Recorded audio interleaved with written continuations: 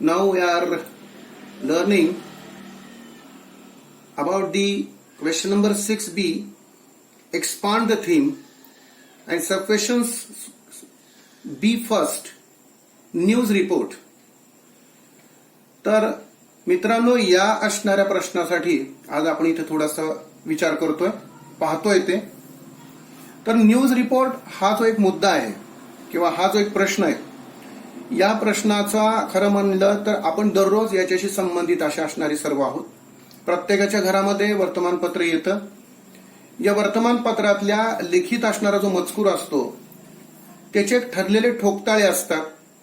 त्याची एक विशिष्ट पद्धतीची लिखाणाची पद्धत असते. त्यानुसारच आपल्याकडून लिखाणाची अपेक्षा केलेली आहे. यासाठी एक 5 प्रकारचे असणारे ठळक असणारे मुद्दे किंवा पॉइंट्स त्यामध्ये विस्तृत केलेले आहेत आणि यानुसारच आपल्याला त्याचं लेखन करणं आवश्यक आहे. आपण जर बघितलं तर या ठिकाणी या 5 मुद्द्याला अनुसरून ज्यावेळेस आपण लिखाण करू त्यानुसारच ते असणारं लिखाण रिपोर्ट रायटिंगसाठी परिपूर्ण असणार आहे. त्यामध्ये लक्षात घ्या की आपण हे नेमकं करायचं कसं. तर पहिला मुद्दा आहे तो आहे हेडलाईन. हेडलाईन ही कशी आहे, तर हेडलाईन ही एका बॉक्समध्ये दिली गेलेली असते. प्रश्नपत्रिकेत जर बघितलं तर प्रश्नाचं ते पूर्ण असणारं जे स्वरूप आहे ते वर लिहिलेलं आहे की read the following headline and prepare a news report with the help of the given points. यामध्ये हेडलाईन जे आहे ते आपल्याला प्रश्नपत्रिकेमध्ये बोर्डाच्या दिलेली असते.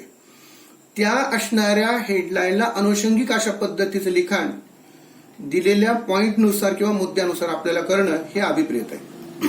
आज आपण ज्या ठिकाणी एक प्रश्नाला अनुसरून अशा पद्धतीचं एक उदाहरण घेतलेलं आहे ते आपण हेडलाईनमध्ये बघतोय स्क्रीनवर. International yoga day celebrated in Sadhana Vidyalaya. ज्यावेळेस हे असणारं हेडलाईन आपण असणारी हेडलाईन ज्यावेळेस आपण पाहतो ती हेडलाईन पाहिल्यानंतर आपल्या डोक्यामध्ये लगेचच विचार येत असतील की हा आंतरराष्ट्रीय योग दिन जो आहे तो या हायस्कूलमध्ये किंवा विद्यालयामध्ये साजरा करण्यात आलेला आहे. त्याची असणारी तारीख जी आहे ती तारीख या ठिकाणी आपल्याला लिहावी लागणार आहे. आता यामध्ये डेडलाईन आपण तिथं पाहतोय की पंढरपूर ठिकाण दिलेलं आहे. आता हेडलाईन मध्ये ही जी पूर्णपणे दिलेली जी बाजू आहे त्यानुसार डेडलाईन जी आहे तशीच त्यामध्ये आहे की डेडलाईन मध्ये ही बातमी जी आहे ती त्याची दुसरी पायरी म्हणून बघूया की यामध्ये शहराचं नाव असेल, वार असेल, दिनांक असेल, महिना असेल. आता याच्याशिवाय बातमी देणारी जी असणारी व्यक्ती तिचं सुद्धा आपल्याला इथं काहीतरी संदर्भ दिसतोय. आता हे काय आहे, कारण बातमी ही कुणातर्फे तरी दिली जात असते. यामध्ये कदाचित स्टाफ रिपोर्टर म्हणून कदाचित कोणतर असेल किंवा विद्यार्थ्यांकडून असणारी स्टुडंट्स रिप्रेझेंटेटिव्ह म्हणून कोणतर असेल. ही व्यक्ती याचाही उल्लेख त्याच्यामध्ये येतोय. आपल्या स्क्रीनवरती दिसतंय की डेडलाईनच्या खाली पंढरपूर संडे 23 जून न्यूज रिपोर्टर असं दिलेलं आहे. पुढील मुद्दा जो आहे तो डेडलाईन नंतरचा असणारा इंट्रोडक्शन आहे. बातमीची ही खरी सुरुवात आहे. तर यामध्ये हा जो भाग आहे तो 2 ते 3 वाक्यामध्ये लिहायचा आहे. तसं म्हणलं तर थोडासा संक्षिप्त आहे. यामध्ये या बातमीची सुरुवात आहे ती तिथल्या असणाऱ्या घटनाक्रमांच्या असणाऱ्या एखाद्या बाबींची सुतवाच आपण त्याच्यामध्ये करतोय. यामध्ये कोण, काय, केव्हा, कोठे आणि कसे या प्रश्नांची अपेक्षित उत्तरं ही त्याच्यामध्ये असतात की ज्यामध्ये हु, व्हॉट, वेअर, वेन, हाऊ या असणाऱ्या प्रश्नानं आपण त्याचं इंट्रोडक्शन करतो. आता या ठिकाणी आपण बघूया की इथे इंट्रोडक्शन मध्ये दिलेलं आहे बघा की our school celebrated International day of yoga on 21 June. की 21 जूनला आमच्या शाळेनं आंतरराष्ट्रीय योग दिन साजरा केला. The celebration was held on the spacious playground. की हा जो असणारा समारंभ होता हा एका भव्य असणाऱ्या प्रांगणामध्ये शाळेच्या आम्ही साजरा केला. The purpose of this function was to create awareness among the students about yoga आसनास. या असणाऱ्या घटनेसाठी हा असणारा कार्यक्रम आपण कशासाठी केला त्यांनी त्याचा हेतू विशद केलेला आहे की मुलांमध्ये योगासनाची आवड आणि जाणीव जास्तीत जास्त वाढीस लागावी हा त्या पाठीमागचा येतोय. आता यामध्ये असणाऱ्या सगळी जी वाक्य आहेत ही सगळी वाक्य थर्ड पर्सन पॅसिव्ह व्हॉइस मधली आणि सिंपल पास्ट टेन्स मधली असावीत की जेणेकरून वाचकाला ह्या असणाऱ्या वाचनामधून तिथल्या परिस्थितीची सहजपणे जाणीव व्हायला पाहिजे. त्यानंतर पुढचा जो असणारा मुद्दा आहे तो short continue paragraph. Short continue paragraph म्हणजे नेमकं काय, यामध्ये प्रत्यक्ष असणारे जे रिपोर्टिंग आहे ते लिखाणाच्या माध्यमातून आपण तपशीलवारपणे रीडर्स किंवा वाचकाला आपण तिथं मांडतोय. यासाठी मागाशी सांगितल्यासारखं थर्ड पर्सन पॅसिव्ह कन्स्ट्रक्टिव्ह अशा पद्धतीची रचना सिंपल पास्ट टेन्स मध्ये आपण करायची. इथं यामध्ये दिलेलं आहे बघा की mister Nanaware sir was the yoga Guru on international योग डे. आमच्या या शाळेमधले या ठिकाणचे असणारे जे तिथले मिस्टर ननावरे जे होते ही या ठिकाणी आंतरराष्ट्रीय योग दिनाला त्या ठिकाणी आमच्याकडे आवर्जून उपस्थित होते. He arrived in our school at 6:40 AM आणि सकाळी 6:45 वाजता इथं हजर राहिले. The principal mister Mehta sir greeted him. Principal mister Mehta यांनी त्यांचं स्वागत केलं. Then various yoga activities were held on one by one. त्यानंतर एकामागून एक अनेक असणाऱ्या योगासनाचे किंवा योगाच्या बाबतीतले अनेक प्रकार त्यानंतर करण्यात आले. The function began with the prayer. कार्यक्रमाची जी सुरुवात होती ती प्रार्थनेनं झाली. All students sang prayer in chorus. सामूहिकरीतीने ही प्रार्थना विद्यार्थ्यांकडून गायली गेली, म्हटली गेली. देन योग गुरु शोड व्हेरियस वॉर्मिंग एक्सरसाइज. आपल्याकडे आलेले जे मिस्टर ननावरे सर होते त्यांनी अनेक असणाऱ्या वेगवेगळ्या असणारे जे प्रकार होते योगासनाचे त्यांनी त्या असणाऱ्या एक्सरसाइज मधून किंवा वॉर्मिंग अप करून इथं या ठिकाणी मुलांना दाखवले. The students and all teachers followed him. या असणारे योगासनाचे अनेक प्रकार विद्यार्थ्यांच्याच बरोबरीनं शिक्षकांनी सुद्धा केले, त्यांनी साथ दिली. The students were ready for yogasanas.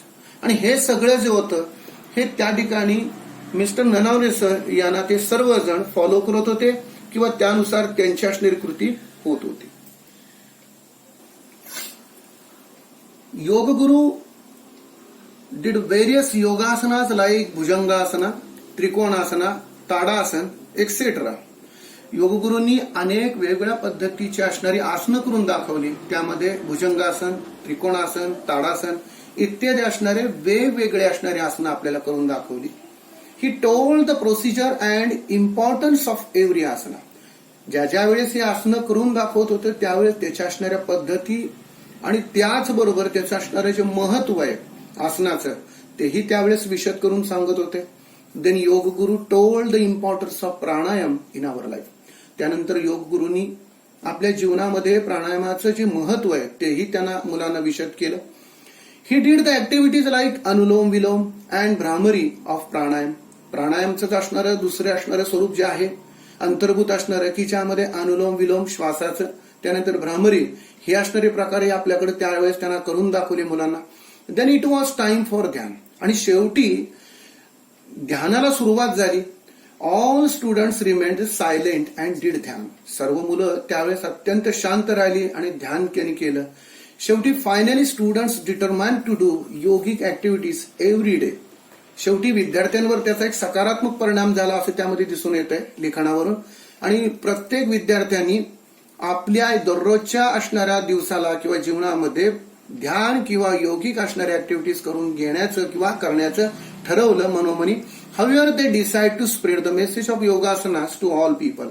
तथापि हे सगळं करत असताना याच्या बाबतीतली सगळी माहिती, महत्व योगासनाचं इतर लोकांमध्ये सुद्धा सांगण्याचं त्यांनी मान्य केलं. विद्यार्थ्यांनी त्यांच्यावर एक चांगला सकारात्मक परिणाम झाला हे या वाक्यावरून आपल्याला दिसून येतं. The students were quite happy about yogic activities.